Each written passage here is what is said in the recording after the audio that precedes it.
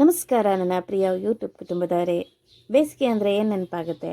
ಒಂದು ಕಡೆ ರಜಾ, ಇನ್ನೊಂದು ಕಡೆ ಮಾವಿನಣ್ಣು. ಈಗ ಆಲ್ರೆಡಿ ಮಳೆ ಸೀಸನ್ ಸ್ಟಾರ್ಟ್ ಆಗಿದೆ, ಬೇಸಿಗೆ ಮುಗ್ದು.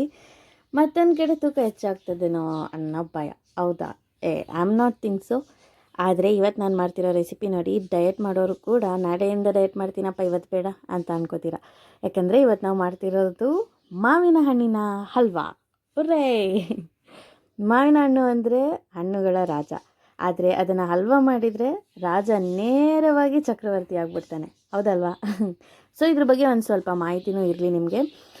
ಮಾವಿನ ಹಣ್ಣಲ್ಲಿ ವಿಟಮಿನ್ ಎ ಮತ್ತು ವಿಟಮಿನ್ ಸಿ ತುಂಬ ಇರುತ್ತದೆ. ಇದು ಕಣ್ಣಿಗೆ ತುಂಬ ಒಳ್ಳೆ ಆರೋಗ್ಯ ಕೊಡುತ್ತೆ ಮತ್ತು ರೋಗ ನಿರೋಧಕ ಶಕ್ತಿ ಕೂಡ ಇದರಲ್ಲಿ ಹೆಚ್ಚಾಗುತ್ತೆ ಅಂತ ವೈಜ್ಞಾನಿಕದಲ್ಲಿ ಪ್ರೂವ್ ಆಗಿದೆ. ಮತ್ತು ಮುಖ್ಯವಾಗಿ ಮನೆಯಲ್ಲಿ ಎಲ್ಲರೂ ಕಿಚನ್ ಕಡೆ ಓಡಿಸ್ಕೊಂಡು ಬರುತ್ತೆ, ಹೌದಲ್ವಾ? ಅದಂತೂ ನಿಜ. ಸೊ ಮಾವಿನ ಹಣ್ಣು ತಿನ್ನುವಾಗ ಒಂದು ರೂಲ್ ಇದೆ. ಒಂದು ತುಂಡು ಟೇಸ್ಟ್ ಮಾಡೋಣ ಅಂತ ಶುರು ಮಾಡ್ತೀವಿ, ಫುಲ್ ಉಂಡೆನೇ ತಿಂದು ಮುಗಿಸಿರ್ತೀವಿ. ಸೊ ಇಂಥ ಫನ್ನಿ, ಟೇಸ್ಟಿ ಮತ್ತು ಈಸಿ ರೆಸಿಪಿ ನಿಮ್ಗೆ ಇಷ್ಟ ಆಗಿದರೆ ಲೈಕ್ ಮಾಡಿ, ಕಮೆಂಟ್ ಮಾಡಿ, ಸಬ್ಸ್ಕ್ರೈಬ್ ಮಾಡಿ. ಯಾಕೆಂದರೆ ನಮ್ಮ ಚಾನಲಲ್ಲಿ ವಾರಕ್ಕೆ 2 ಹೊಸ ವಿಡಿಯೋ, ಅಂದರೆ ವೀಕ್ಲಿ ಟ್ವೈಸ್ ನಾವು ವಿಡಿಯೋ ಒಂದಿಗೆ ಬರ್ತಾನೆ ಇರ್ತೀವಿ. ಫನ್ ಕ್ವೆಶನ್, ಟೇಸ್ಟಿ ರೆಸಿಪಿ ಮತ್ತು ಫುಲ್ ಎಂಟರ್ಟೈನ್ಮೆಂಟ್ ನಿಮಗಾಗಿ ಬರ್ತಾನೆ ಇರುತ್ತೆ. ಹಾಗಿದ್ರೆ ಬೇಸಿಗೆಯ ಮಳೆಯ ಸಿಹಿ ರಾಜನ ಜೊತೆ ಮಾವಿನ ಹಣ್ಣು ಮಾಡೋಣ ಬನ್ನಿ. ಸೊ ಮಾವಿನ ಹಣ್ಣಿಗೆ ಬೇಕಾಗಿರೋದು ಸಿಂಪಲ್ ಇಂಗ್ರೀಡಿಯೆಂಟ್ಸ್. ಆ್ಯಸ್ ಯೂಶ್ವಲ್ ಮಾವಿನ ಹಣ್ಣು, ಸ್ವೀಟ್ ಮಾವಿನ ಹಣ್ಣು ತೊಗೊಳ್ಳಿ, ರಸ್ಪುರಿಗಿಂತ ಬೆಸ್ಟು. ಬೇರೆ ಸ್ವೀಟಾಗಿರೋಂಥ ಮಾವಿನ ಹಣ್ಣು. ಆ ಮಾವಿನ ಹಣ್ಣನ್ನು ನೀಟಾಗಿ ಕಟ್ ಮಾಡಿ ಅಥವಾ ಅದನ್ನು ಬ್ಲೆಂಡ್ ಮಾಡಿ ಇಟ್ಕೊಂಡು ಒಂದು ಪ್ಯಾನಲ್ಲಿ ತುಪ್ಪ ಅಥವಾ ಬೆಣ್ಣೆನ ಯೂಸ್ ಮಾಡಿ ಅದಕ್ಕೆ ಆ ಹಣ್ಣೇನು ನೀವು ಬ್ಲೆಂಡ್ ಮಾಡಿ ಇಟ್ಟಿರ್ತೀರ ಆ ಹಣ್ಣನ್ನು ಅದರೊಳಗಡೆ ಮಿಕ್ಸ್ ಮಾಡಿ ಸ್ವಲ್ಪ ಫ್ರೈ ಮಾಡ್ಕೋತಾ ಬನ್ನಿ. ಅದಾದಮೇಲೆ ಸ್ವಲ್ಪ ಏಲಕ್ಕಿ ಪುಡಿ, ಸ್ವಲ್ಪ ಹಾಲಿನ ಪುಡಿ, ಯಾಕಂದರೆ ಹಾಲು ನಾವು ಮಿಕ್ಸ್ ಮಾಡೋಕ್ಕಾಗಲ್ಲ, ತುಂಬ ತೆಳ್ಳ ಆಗಿಬಿಡುತ್ತೆ, ಹಾಗಾಗಿ ಹಾಲಿನ ಪುಡಿ. ಅದಕ್ಕೆ ಒಂದು ಸ್ವಲ್ಪ ಡ್ರೈ ಫ್ರೂಟ್ಸ್ನ ಫಸ್ಟೇ ಅದನ್ನು ನೀವು ತುಪ್ಪದಲ್ಲಿ ಹುರಿದಿಟ್ಕೊಂಡ್ರೂ ಓಕೆ, ಅಥವಾ ಪ್ಯಾನಲ್ಲೇ ಹುರಿದಿಟ್ಕೊಂಡು ಅದಕ್ಕೇ ಹಣ್ಣು ಮಿಕ್ಸ್ ಮಾಡಿಕೊಂಡ್ರು ಓಕೆ ಆಗುತ್ತೆ. ಸೊ ಇದೆಲ್ಲ ಆದಮೇಲೆ ಒಂದು ಸ್ವಲ್ಪ ಮಿಲ್ಕ್ ಮೇಡ್ ಆಪ್ಷನಲ್ಲು, ನಿಮ್ಗೆ ಇಷ್ಟ ಆದರೆ ಹಾಕ್ಕೊಳ್ಳಿ, ಇಲ್ಲಾಂದರೆ ಬೇಡ. ಅದು ಹಲ್ವಾಗಳಿಗಿಂತ ಬೆಸ್ಟ್ ಸ್ವೀಟ್ ಅಂದರೆ ಖೀರ್ಗಳಿಗೆ ಚೆನ್ನಾಗಿರುತ್ತೆ. ಸೊ ಅದು ಆಪ್ಷನಲ್ ನಿಮಗೆ. ನಾನಿಲ್ಲಿ ಯೂಸ್ ಮಾಡಿದೆ, ಯಾಕಂದರೆ ಇದು ಫಸ್ಟ್ ಟೈಮ್ ನಾನು ಮಾವಿನ ಹಣ್ಣನ್ನು ಹಲ್ವಾ ಮಾಡ್ತಾ ಇರೋದು. ಯಾಕಂದರೆ ನಾನು ತಿಂದೇ ಇಲ್ಲ ಮಾವಿನ ಹಣ್ಣು ಹಲ್ವಾ, ಹಾಗಾಗಿ ಇದನ್ನು ಟ್ರೈ ಮಾಡೋಣ ಅಂತ ಮಾಡಿರೋವಂಥ ರೆಸಿಪಿ. ಬಟ್ ಚೆನ್ನಾಗಿ ಬಂದಿದೆ.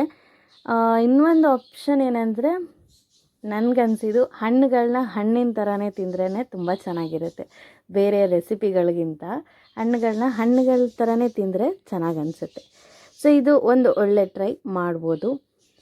ಇದೆಲ್ಲ ಅಂದಮೇಲೆ ಇನ್ನೂ ಸ್ವಲ್ಪ ಏನಾದರೂ ನಿಮಗೆ ಡ್ರೈ ಫ್ರೂಟ್ಸ್ ಬೇಕು ಅಥವಾ ತುಪ್ಪ ಬೇಕು ಅಂತ ಅನಿಸಿದ್ರೆ ಅದನ್ನು ನೀವು ಅದಾದಮೇಲೂ ಕೂಡ, ಅಂದರೆ ಫ್ರೈ ಆದಮೇಲೆ ಕೂಡ ನಾವು ಯೂಸ್ ಮಾಡ್ಬೋದು. ಇದನ್ನು ಎಲ್ಲಿವರೆಗೂ ಫ್ರೈ ಮಾಡಬೇಕು ಅಂತ ಅಂದರೆ ಅದು ತಳ ಬಿಡಬೇಕು, ಅಂದರೆ ಹಿಂಗೆ ಮಿಕ್ಸ್ ಮಾಡ್ತಿದ್ರೆ ಅದು ಒಟ್ಟಿಗೆ ಬರಬೇಕು. ಆ ರೀತಿ ಅದನ್ನು ಫ್ರೈ ಮಾಡಿಕೊಂಡ್ರೆ ಅದು ಕಂಪ್ಲೀಟ್ ಕುಕ್ ಆಗಿದೆ ಅಂತ ನಿಮಗೆ ಗೊತ್ತಾಗುತ್ತೆ. ಸೊ ಇಲ್ಲಿ ನೋಡ್ತಾ ಇರ್ಬೋದು, ಆಲ್ಮೋಸ್ಟ್ ಆಗ್ತಾಯಿದೆ. ಇದನ್ನು ಸ್ವೀಟ್ ರೆಸಿಪಿನ ಮಾಡಬೇಕಾದ್ರೆ, ಯಾವುದೇ ಸ್ವೀಟ್ ರೆಸಿಪಿನ ಮಾಡಬೇಕಾದ್ರೆ ನೀವು ಸಿಮ್ ಫ್ರೈನಲ್ಲೇ ಮಾಡಬೇಕು. ಜಾಸ್ತಿ ಉರಿ ಕೊಟ್ಕೋಬೇಡಿ, ಸ್ವಲ್ಪ ಸಣ್ಣದಾಗೇ ಉರಿ ಕೊಟ್ಕೊಂಡೇ ಮಾಡಿದ್ರೆ ಅದು ಚೆನ್ನಾಗಿ ಬರುತ್ತೆ. ಸೊ ಈ ಮಧ್ಯದಲ್ಲಿ ನಿಮಗೆ ಒಂದು ಕ್ವಶನ್ ಕೇಳ್ತೀನಿ. ಮಾವಿನ ಹಣ್ಣು ಕತ್ತರಿಸಿದ ಮೇಲೆ ನೀವೇನು ಮಾಡ್ತೀರಾ? ತುಂಬ ಜನ ಇರ್ತಾರೆ ಮನೆಯಲ್ಲಿ, ಏನು ಮಾಡ್ತೀರಾ ಅಂಥ ಸಿಚುವೇಷನಲ್ಲಿ ಎಲ್ರಿಗೂ ಕೊಡ್ತೀರಾ ಅಥವಾ ಅವಸ್ಕೊಂಡು ಅಲ್ಲೇ ಅರ್ಧ ತಿಂದ್ಬಿಟ್ಟು ಆಮೇಲೆ ಕೊಡ್ತೀರಾ? ಸೊ ನಿಜವಾದ ಆನ್ಸರ್ನ ಕಮೆಂಟಲ್ಲಿ ತಿಳಿಸಿ, ನಾನು ಅದಕ್ಕೆ ಕಾಯ್ತಾ ಇರ್ತೀನಿ. ಸೊ ಇದೆಲ್ಲ ಆದಮೇಲೆ ಸ್ವಲ್ಪ ಸಕ್ಕರೆನೂ ಕೂಡ ನೀವು ಯೂಸ್ ಮಾಡ್ಕೋಬೋದು. ನಾವು ಆಲ್ರೆಡಿ ಮಿಲ್ಕ್ ಮೇಡ್ ಯೂಸ್ ಮಾಡಿದ್ದೀವಿ, ನೋಡಿಕೊಂಡು ಸಕ್ಕರೆನ ಯೂಸ್ ಮಾಡಿಕೊಂಡ್ರೆ ಒಳ್ಳೆಯದು.